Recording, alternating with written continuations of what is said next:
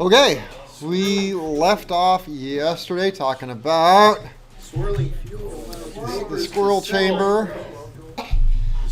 So we're at the fuel injection pump. I said it's a positive displacement rotary vane pump, engine driven. The operation 1, fuel enters the swirled well, or I call it the swirl chamber, at a vapor separator. Swirling of fuel allows vapors to separate and float to the top. That was number 2. This brings us to point number 3 where we left off. Bless you. The fuel then enters the pump proper. Enters the pump. So this is the actual rotary vane part of the pump. Enters the pump part. Goes out of the pump, and then from pump, this is internal pump, internal. From the pump, fuel, let me see, is either sent to the fuel control unit, FCU, fuel control unit, or, this is or ABC, relief valve, through relief valve.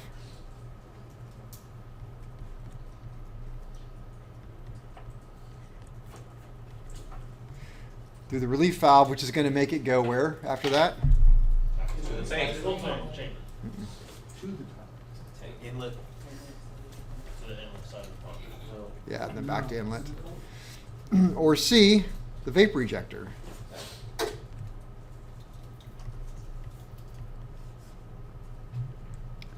And from the vapor ejector, we'll go and back to where? Tank.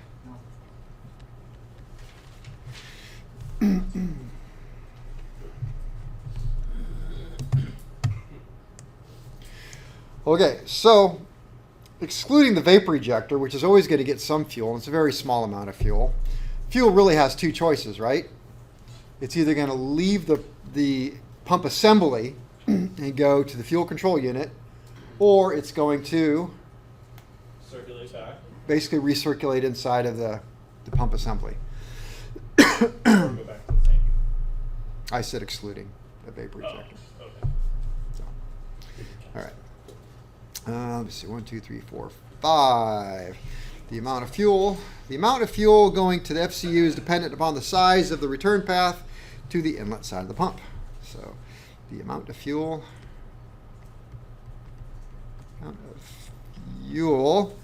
going to the FCU is dependent on the size of the return path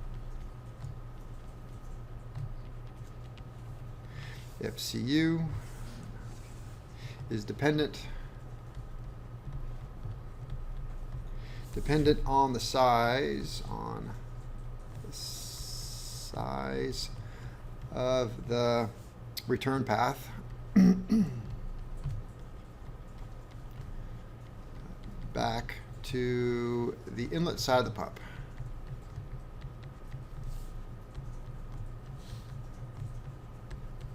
So basically saying how much the pressure relief valve squeezes.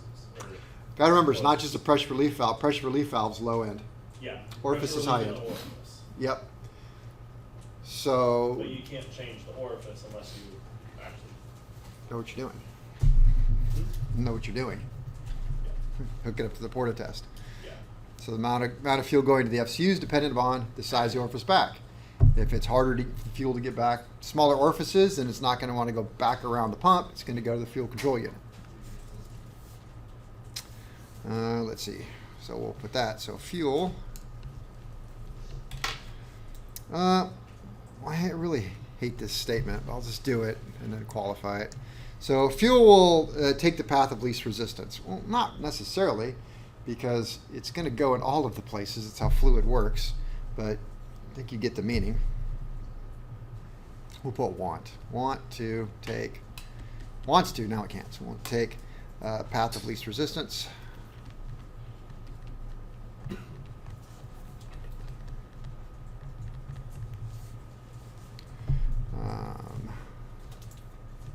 So the smaller the return path,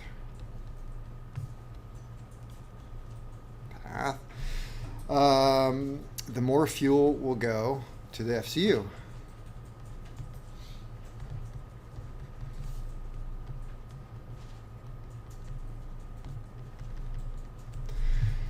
Everybody follows that, right? Okay.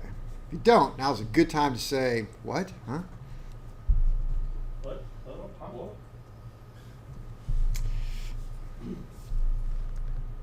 Oh, can you actually repeat it? What? Huh? Can you actually What? Can you actually go over it? Yes, yes, thank you for asking. So what I'm basically saying is, well, I'll read this and so the amount of fuel going to the fuel control unit is dependent on the size of the return path back to the inlet side of the pump. The fuel will want to take the path of least resistance. So if it's easier to go out to the fuel control unit, that's pretty much the way the fuel will flow. It doesn't quite work that way, but it's easier to imagine that way. So basically, the This- orifice in the fuel control unit has gotten bigger, or it's letting more fuel out. Sure, yeah. Yeah. And the smaller the return path, the more fuel is going to go to the fuel control unit. So let's take a look at a picture. Talk about that. Got a picture? Good enough. Oh, that's the bypass. So while it's running, this is actually all of this right here.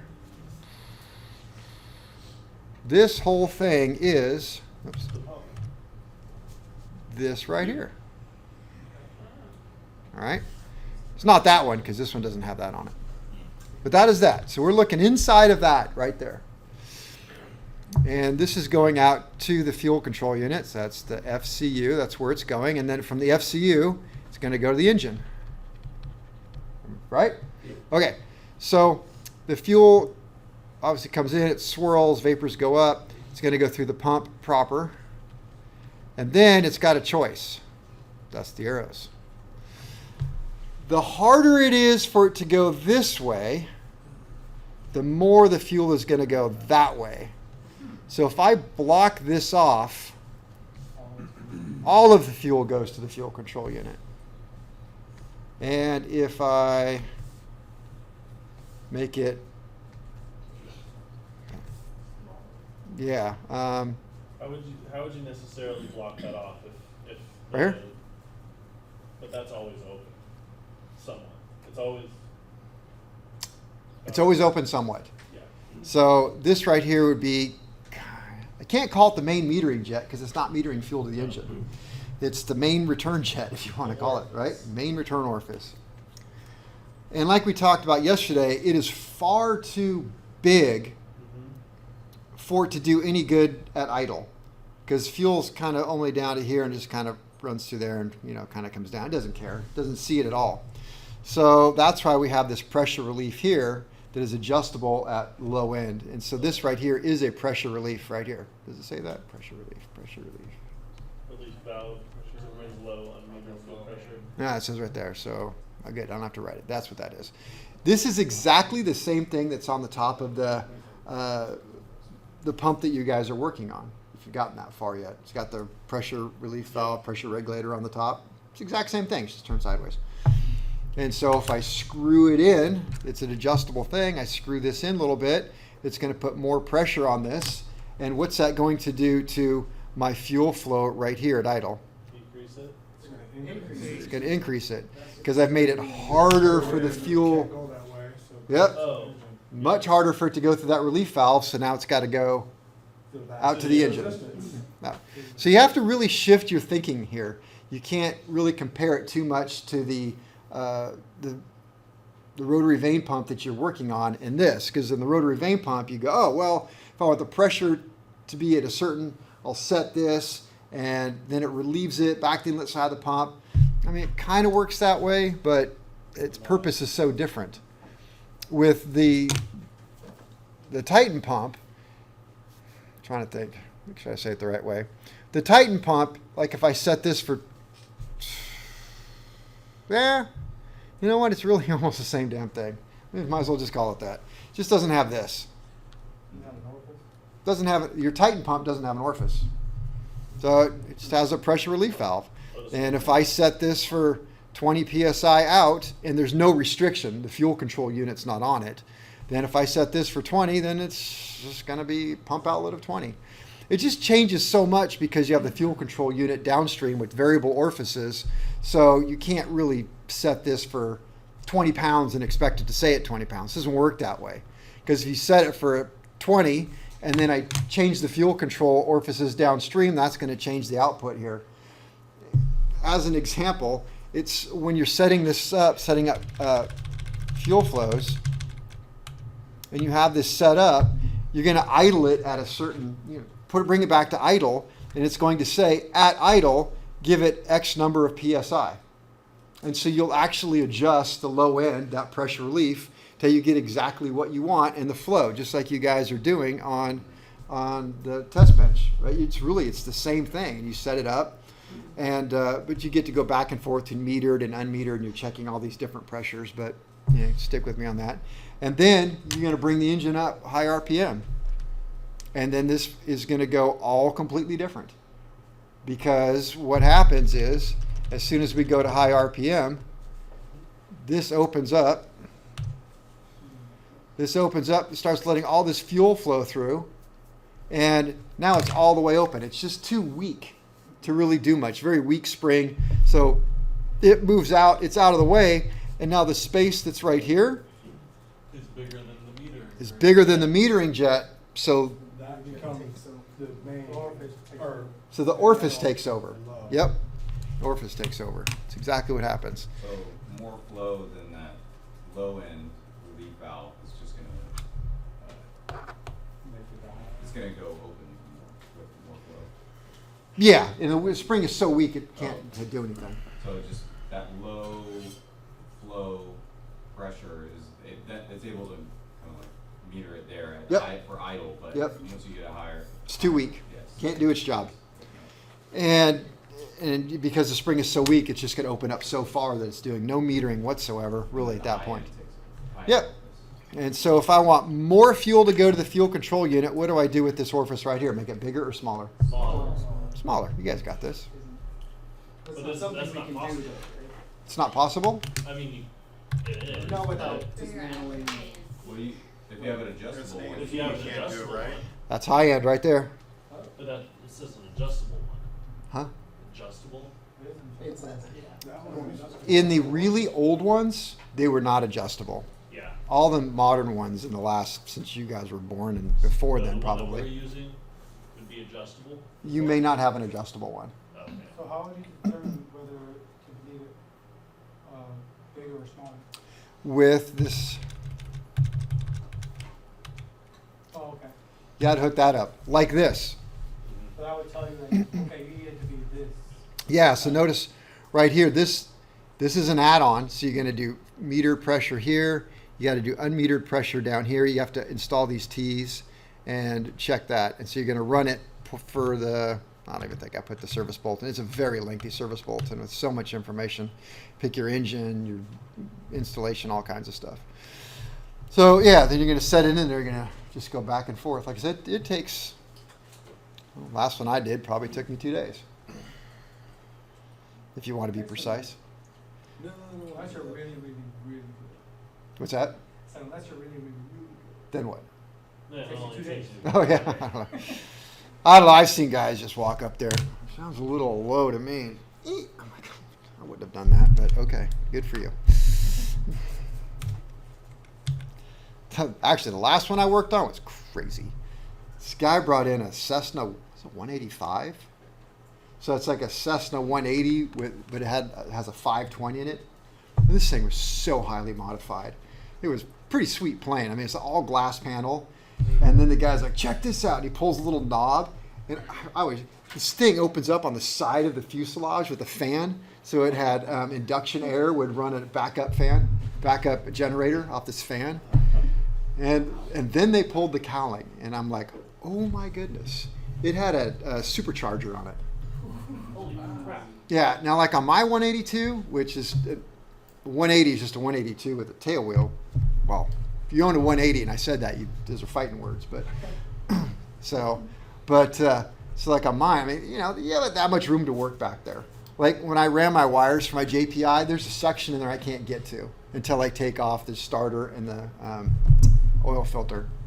So I just kind of had to work. You can see it, but you can't get your hand in there. That's how packed it is. They put that supercharger in that space. I mean, you could not see through to the other side. And to get to the fuel pump was, you could not see it. When they had built this supercharger, they had thought this through and left a hole through the casing where if you had a long enough screwdriver, you could just stick it in and feel around and you'd eventually hit that orifice. And yeah.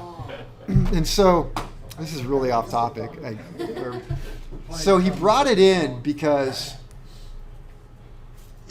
so it's got a supercharger that's driven off of a belt, right? So this thing is so highly modified, and so he's flying up in the mountains. So if he's up in the mountains where the air is thin, and he gives it wide open throttle, I'm trying to remember how it went. It worked okay, but then he came down here, and the air is already so thick that if he did that, he would lean out the whole system. He just couldn't get enough fuel out of this fuel control system to satisfy the amount of air he was shoving in this engine. So he said he's taken off on half throttle and something like that. And so he brought it in, and you know, they talked to somebody like, yeah, well, you know, we got Kevin's down here. He'll do it. He'll sit on the port of test. So he came down and talked to him. I'm like, well, you know, we just got to put it on the test and we'll set up your fuel flows. He's like, well, I don't know if you want to do that because this is basically, it was an STC on top of an STC on top of an STC. This engine was never certified for that plane, was never certified to have that, you know, it's like supercharger on. So it did, so it had the stock fuel system on it still. And she's like, well, you got to call this guy. And so I called this guy, and he's not even an airplane guy, he's a turbocharger guy. And he explained it. I'm like, wow. It just got to be a mess. And I'm like, so he's like, yeah, usually we just screw that adjustment all the way in. I'm like, okay. So I thought, well, I wonder where it is, you know. And so I stuck the screwdriver there, and I was going to count how many turns to tighten and bring it right back to where it was. And it didn't move, but it backed off. Hey, you're already all the way in, buddy. So his fuel system is maxed out. It's maxed out. Yeah, there's nothing. I don't know, man. It's way beyond. You are New fuel system. You are an experimental aircraft at this point. It's a cool plane, though. Man, was it nice.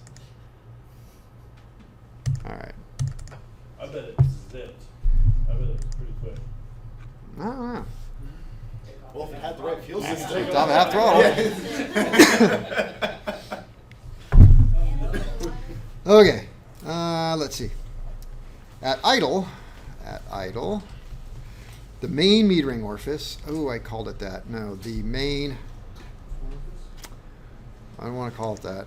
The return orifice? Yeah, let's call it that. Yep. Well, let me call it what it really is. The high-end metering orifice.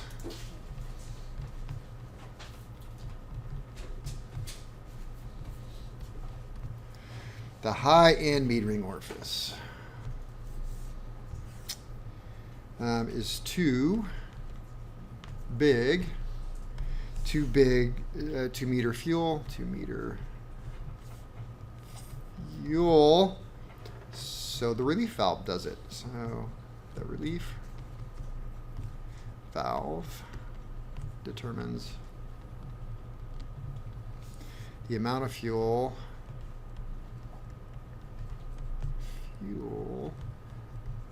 that goes to the FCU.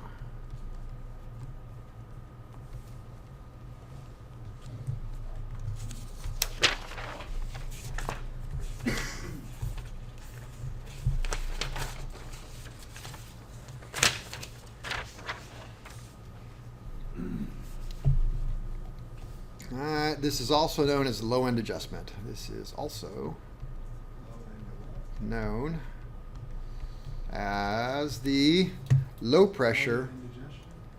That's the low pressure. Adjustment. Low pressure or idle adjustment or idle.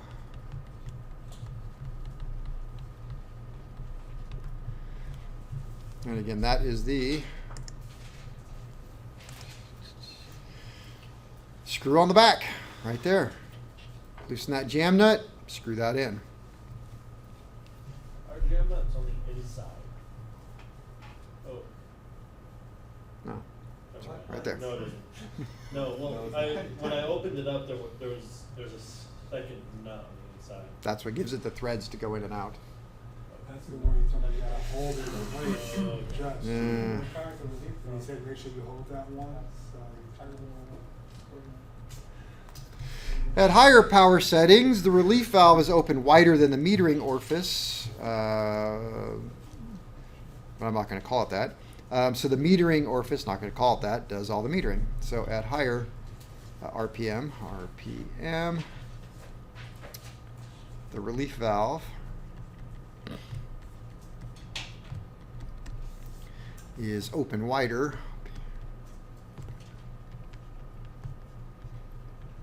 than the high-end metering orifice.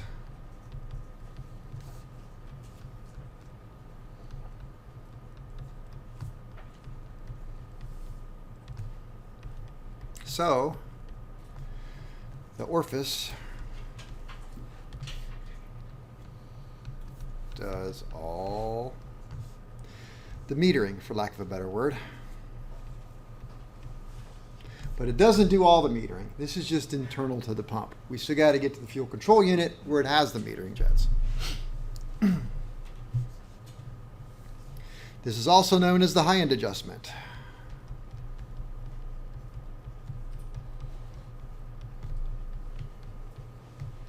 So is it more like a pressure meter as opposed to a fuel meter in the fuel control unit? Say it again. Is it more like a pressure meter than a fuel meter? No, it's flow. Okay, flow meter. Yes, in the fuel control unit. No, like this one is. Yeah, more about pressure, I would say. Okay.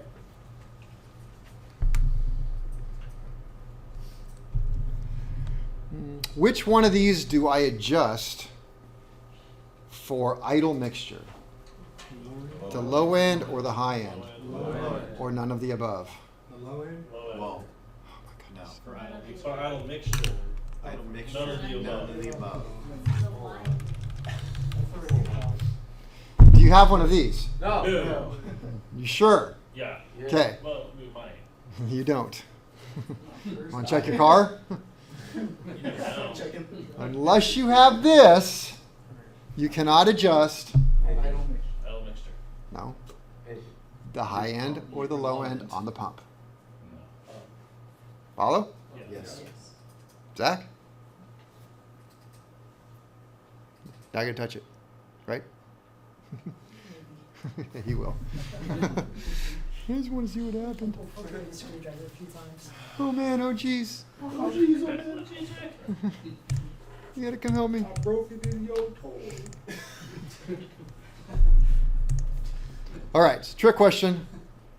None of the above. None of the above. Unless Since you have we're- a flow box. So once we're on it, the subject, where do you adjust idle mixture? From the flow box. Put the Oh. throttle. Throttle body with a little nut on the end, where the two arms go together. Yep. Okay. Let's see. What am I got to say here? Since the pump is a positive displacement, engine speed affects amount pumped. Since pump is positive displacement, I don't want to be like a troublemaker, but could you say constant displacement instead of positive displacement? yeah, sorry. But I don't know if it matters, but we had It this does. before, we had this back and forth about is it a Uh, positive displacement? Constant displacement. Now let's change it here. They are the same thing. We think To they're the clarify. same thing. Phil said there might be a subtle difference, we're Million not sure what the dollar difference is. question. We think of them as interchangeable terms. I don't mind. What It's are you constant. hearing in the orals meant, constant displacement? Constant displacement makes more sense to me because it's. It is. That's what I do in the orals. Constant displacement. I think the problem is, like, when I'm doing my research, I'm writing notes, I'm thinking about it. One of the book I had probably called it that, so I followed suit. Constant displacement, engine speed. Engine speed affects, is that with an E or an A? E. A. No, it's A. It's A. If it's A. a verb, it's A. It's an A. Damn college boy. All right. It's like- Effects. 4 years to some use. Effects, amount, Honestly, pumped. It's the one thing I can never get right. It's the A and the E on that one. All the other ones I got. All right. So we're talking about the Titan pump. Let's back up. Last week's pump. Everybody follow? Okay, the Titan pump. You put it up on the test bench and you're running it, and it's running at 1,000 RPM, and I increase it to 2,000. What happens to the pressure? Nothing. Stays the same. Absolutely nothing. nothing. Why does it stay the same? Pressure Pressure relief relief valve. valve. Variable. Okay, No, very. it's a constant displacement, but controlling the pressure with the Oh. Yeah, but it's been set. Yep. Yeah. So I increase the RPM on that pump. What happens to the pressure? Nothing. Stays. What happens to the flow? Stays relatively same. Why do they stay the same?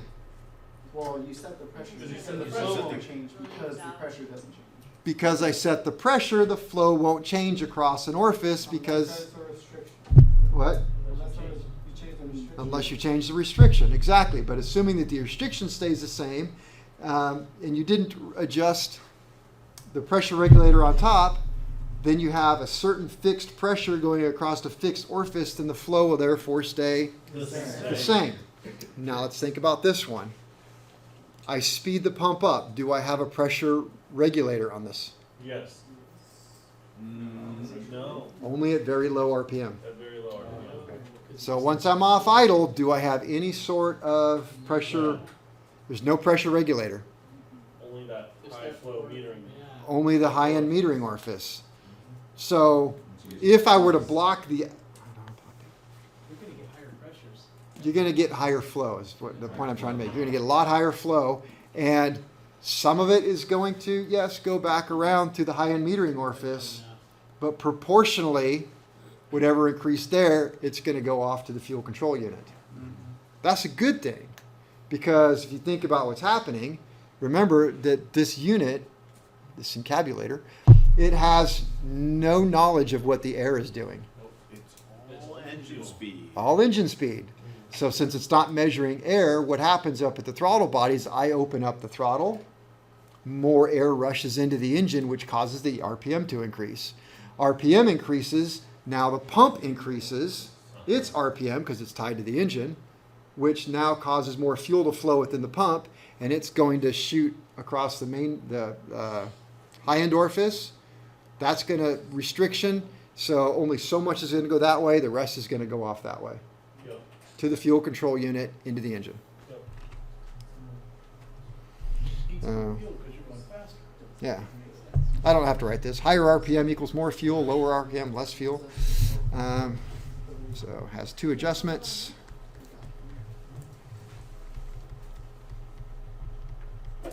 Two adjustments. What are those two adjustments? Talking about the pump. Low pressure relief and Okay. Low pressure relief valve. And that's for low RPM, idle and such. And we have the adjustable orifice.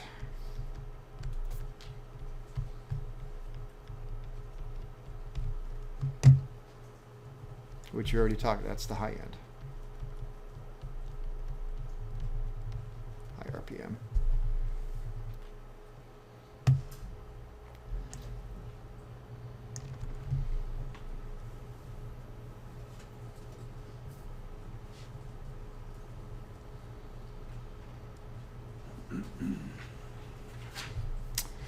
I'm going to, it's here in my notes, I'm going to change what it says, but if I don't write this, then you'll, oh, never mind, because I scratched out number 11. So I'm just going to change this all around and go number 10.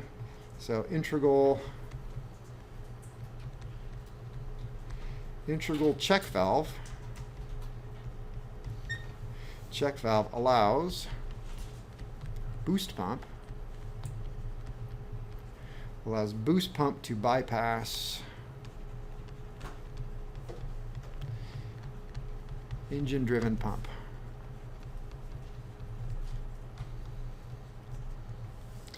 And what do I need that for? starts. Okay, starting. And Like the pump stops before it puts in case of pump failure.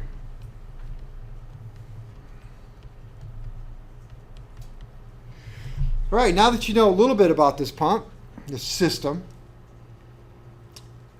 I've got a catastrophic failure of the pump. What kind of pump is that?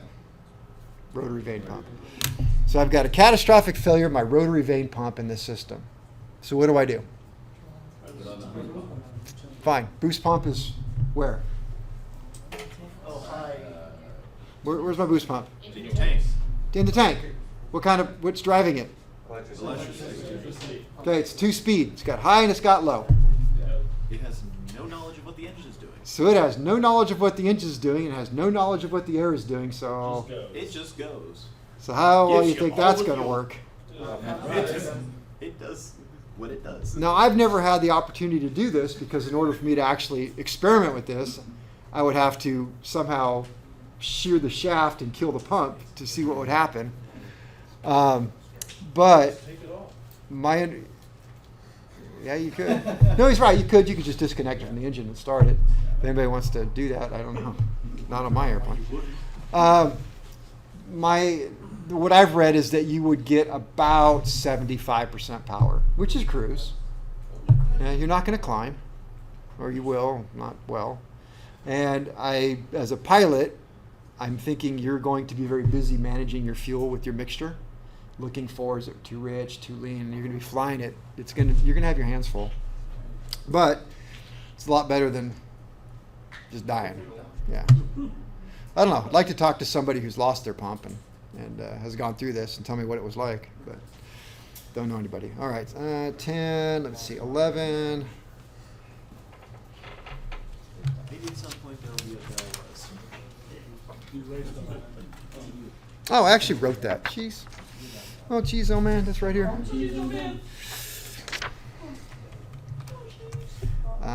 Here we go. Due to design,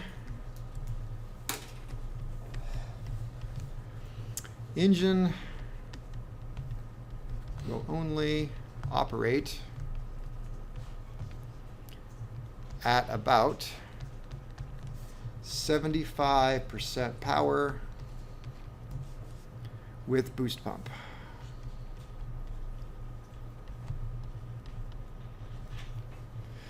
All right, next question. So I'm out there, we'll say in the 310 because that has IO 470s on it, and I'm running it, and it's sitting there idling quite nicely. And you hop in the airplane, and you're sitting next to me. It'd have to be Zach. Sorry, Zach. And Zach goes, boost pump. What's that do? Because that's how Zach operates. Am I wrong? What's this thing? It doesn't say what does that do, Kevin. What does that do? Click. What's it going to do? Yeah, fuel flow. You're going to see it on the fuel flow gauge. It's going to start going. It's going to start running rough. You're going to see some black smoke coming out. It's not going to like it at all because... It's just going. Yep, because... You're sending all the fuel. Let's see. A good picture here. Back to this one. You're sending it right past all that pump. Yeah. So just like the other pump, this will... Oh, well, got the slide. There we go. If the pump's not running, all the fuel's going to go around through this way. What closes this?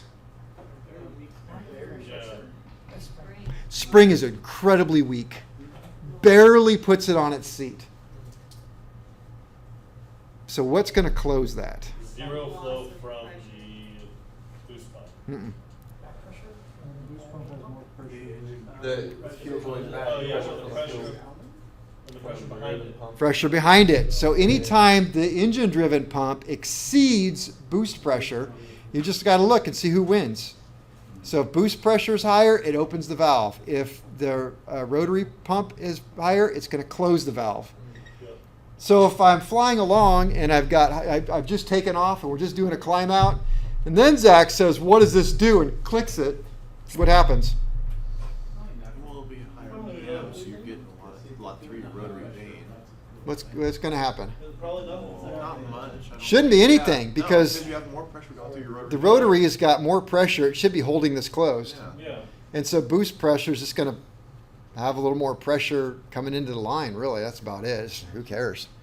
All right, maybe a little more pressure going back to the tank, but it shouldn't have any effect over here. Now, as I pull back on the throttle and this gets a little less, we kind of start running rough. So. Yeah, would have, more effect. Like that. Yeah, as I pull it back and the boost pump is a higher, I'm like, well, okay, what's going on here? All right, next thing.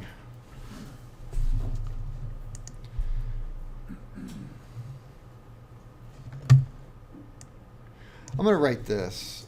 It's not really in the right spot, but I'm afraid I'll do it. So, so the pump provides more fuel than the engine needs. And the engine needs. When you say the pump, you're talking about the engine? Engine driven. We're still back in the engine driven. Provides more fuel than the engine needs. So a return line is necessary. So a return line is necessary. But it's on the fuel control unit.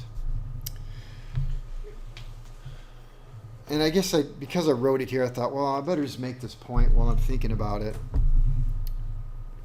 And make the point that the pump does exceed the demand for the engine, number one.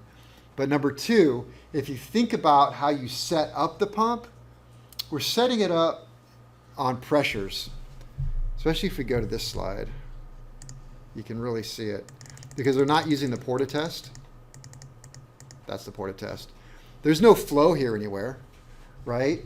So what I'm doing is I've got one here, one gauge here, and that gauge is nothing more than a calibrated pressure gauge. And look where it is in line with this system. I'm going to have to take some of this off here. Go over here. There we go. So there's my pump assembly. And we got the vapor vent going back. We've got the drain. Got fuel inlet from fuel tank. So fuel comes in, goes through the what? Swirl chamber. Goes through ejector pump back to the tank. Some of it's going to come down through here. This side over here is the low pressure. Here's the high pressure right here. Pump is in this cavity right here. So it doesn't really depict it's because it wasn't designed to do this, the flow around here. But you know that it's either going to go back through this, loop through this way. I should do it this way. Loop through this way, or it's going to send it out to the fuel control unit. All right, so when I'm setting up the fuel flows, I'm going to tee off into this because this isn't normally there. And then I have to buy some tees and put it in there and break them. By the way, people die from this, which is crazy. I saw this NTSB report, and they did. They had one airplane, it crashed, and they had a bunch of people had died. I think there's one that actually crashed into a cemetery, so it was weird. And the NTSB guy does a great presentation. You know, he explains. He said, "I'm there at the scene. I'm looking at the airplane. And you know those plastic caps you guys use to cap hoses? Yep. He looks down. He reaches up right at the crash scene, picks one out of the dirt. Now you know that wasn't there in a cemetery. If it was a cemetery crash, wherever it's in the dirt. So what happened is somebody broke the line apart So they teed it and put the T in because you're supposed to. And when they took the T out, probably, well, actually they left the T in because sometimes the T's are there and they're and probably, you know, I know mechanics, you know, good mechanic. He's like, shoot, I can't find this metal cap for that. Well, you know what? It's break time right now. I don't want to, I'm just going to take because I have a drawer full of them. Little plastic cap on it. I'm going to take my break. I'll come back. Oh, that's where I'm going to pick up. Forgot, left the plastic cap on. Cap blew off. Fuel everywhere. Fire crash. So anyway, the point I was trying to make is the pump does put out more than what we need. But keep in mind that it's not so much about flow even though with the porta test you can set up flow, and that makes it infinitely harder to match the flow and the pressure. This is easier if you're just doing pressure. So you're doing pressure. It's all about then the pressures that come into these orifices in the fuel control unit. So to make life easier, we can just bring it right down and go, no. The pump, it's pressures. Got to care about the pressures coming in. Why is the pressure so important? Because we have calibrated orifices in the fuel control unit that depend on pressure. If the pressure's off, then the flow is going to be off. If the pressure's too high, we're going to get too much or too little flow. Too much flow. If the pressure's too low, we're going to get too low of flow, right? Run lean. Otherwise, it's going to run rich. So, all right, well, since we're on this page right here, so the fuel, where we're going next, we just left the fuel pump, and we're going to go up into the fuel control unit. And a second ago, I said the fuel pump puts out too much, and so you have to have a return line. Well, that's going to be out of the fuel control unit. So it's going to come up here through the screen, through the metering orifices, and what we don't use goes back to the pump, right into the swirl chamber.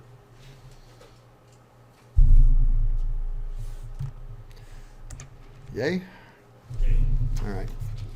12, 11, 12, 13. Let me see. Fuel air control unit. I guess I'm going to do the fuel air control unit next. So that's D. So fuel air control unit. I'm calling this one the throttle body a lot.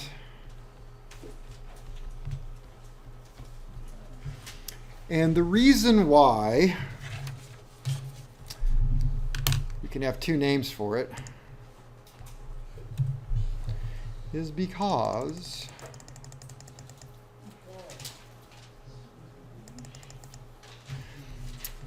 if it is, if it is this unit right here, I would call that the fuel air control unit. Because why? It controls the fuel and air. It is controlling both fuel in this section and air in this section. There's where the butterfly is. So you got air coming in this way, and then it goes through the butterfly valve and then out that way. So that's a fuel air control unit. But I don't know if I have a good picture. Oh, this one works. Yeah, this one works just fine. Thank you for that. Oh. Which one's that? Fuel air control unit. Yes, because this is the Fuel. fuel control. Okay. But, there we go. That one. Stop. Okay. This, you can see that the fuel control unit is over here. Yep, not what I want to do. Fuel control unit is right here. And what is this here? Throttle body. How do you know that? Just says it. It says it. That's exactly right.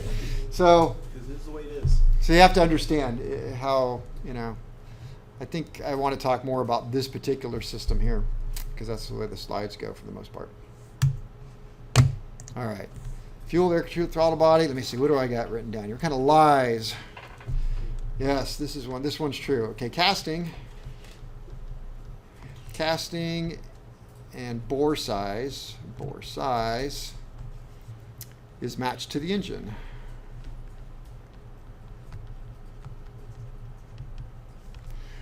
In other words, how big around it is matched to the engine. A 360 is going to be smaller, 470 is bigger, 520 is a little bit bigger. So that's matched. Where do we put the Venturi? Doesn't have one. Yeah, don't got one. In the trash. There is no Venturi or impact tubes.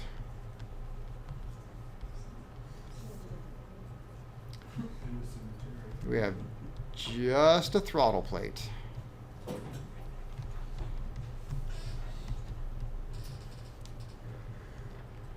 An idle screw and linkage to the FCU and linkage Unless it's the 360 type that is a fuel air control unit, then that would contain the slider valve, if you will, the discs in there, and a idle mixture screw.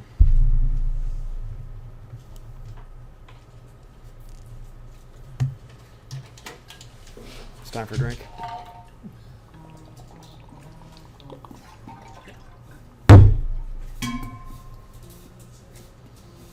Are we caught up? All right. So that's the easy one there. Now we'll talk about the fuel control unit.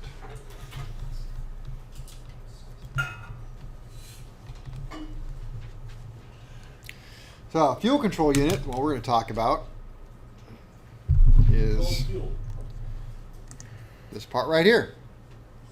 So it's got two arms on it, one on the right, one on the left. And mind you, the filter's at the bottom, the way they're usually installed. So fuel comes in, goes through the filter, and we have one side here that is connected to the throttle. So this side right here must be the throttle side, and the side not connected to the throttle must be the Mixture side. mixture side. Well, what does this arm do? Throttle. Butterfly. Open butterfly valve. That's where you connect the controls in the air flaps. So this is connected to this, so it's just got a double thing on it. So Yes. fuel control unit. All right. It's attached to the air unit. Attached. This is attached to air unit, but I'm going to change it. Attached to throttle body. And connected by direct linkage. Connected by linkage.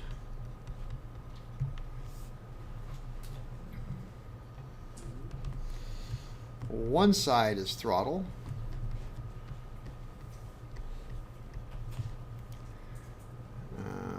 The metering valve.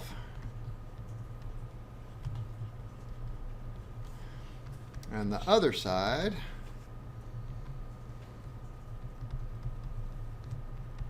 is mixture.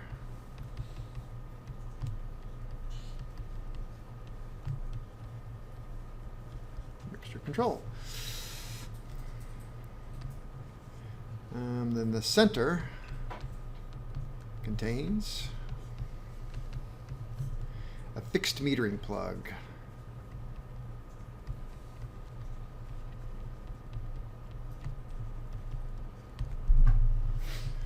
All right, let's call that break time.